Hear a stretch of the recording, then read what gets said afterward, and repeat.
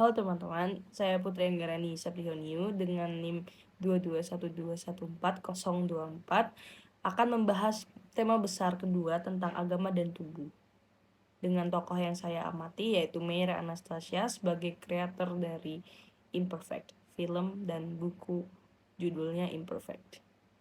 Oke, jadi yang pertama di sini adalah penjelasan butir-butir pokok tentang merayakan ketidaksempurnaan diri, pengalaman penerimaan atas tubuh, mengubah insecure menjadi bersyukur.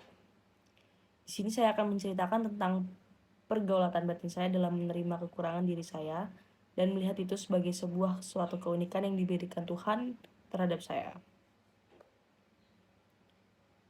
Saya melihat dalam lingkungan sekitar saya memiliki standar kecantikan yang sangat jauh dengan kondisi tubuh saya. Sejak kecil, saya memiliki tubuh yang berisi, dan saya juga memiliki tubuh yang cenderung lebih pendek dibanding teman-teman saya.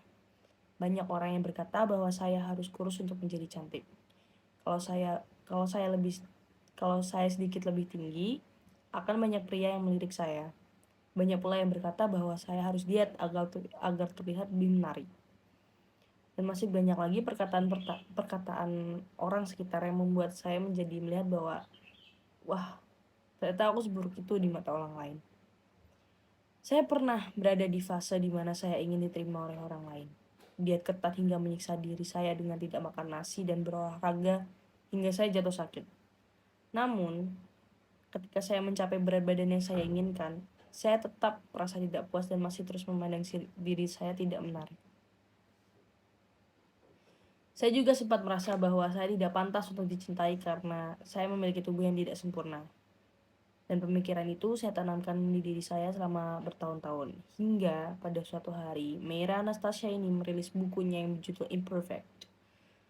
Saya bukanlah pribadi yang suka membaca buku, namun ketika saya membaca sinopsis daripada buku Imperfect ini, saya merasa bahwa buku ini dapat membantu saya untuk lebih mencintai diri saya.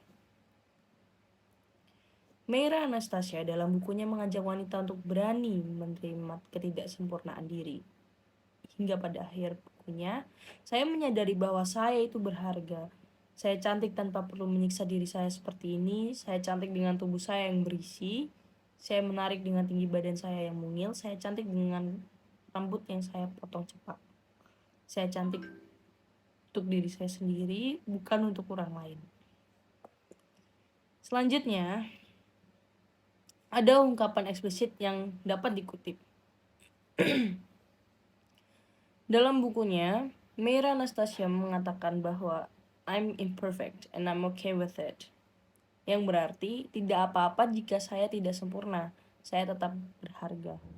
Saya pantas untuk dicintai dengan segala kekurangan saya. Film Imperfect juga mengajarkan saya bahwa sebelum saya mulai untuk mencintai orang lain, saya harus mencintai diri saya terlebih dahulu.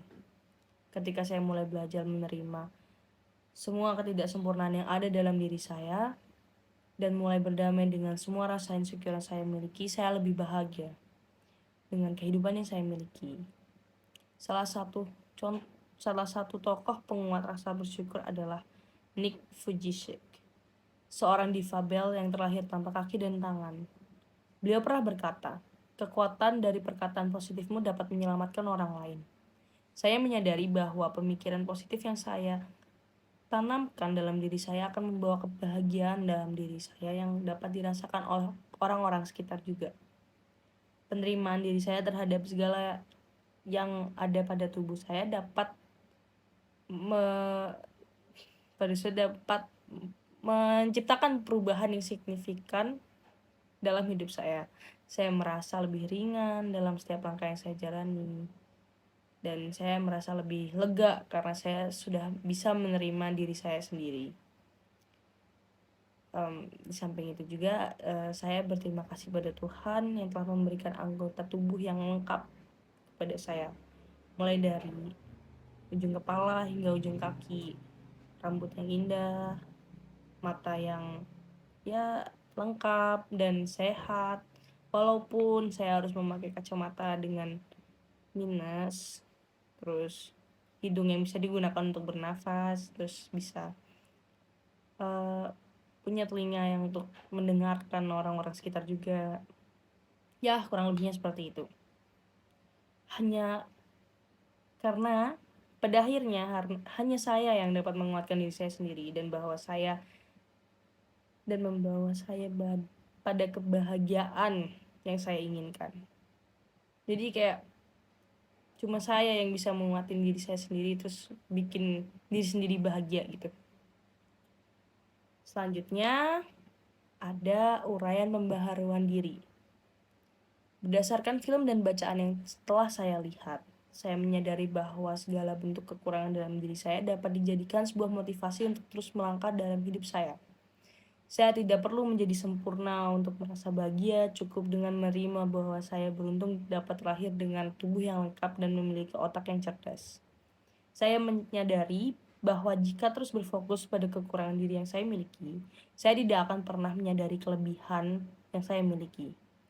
Daripada terus melihat kekurangan saya, waktu saya akan lebih berguna apabila saya mengembangkan diri pada kelebihan saya dan meraih prestasi dengan kemampuan yang saya miliki.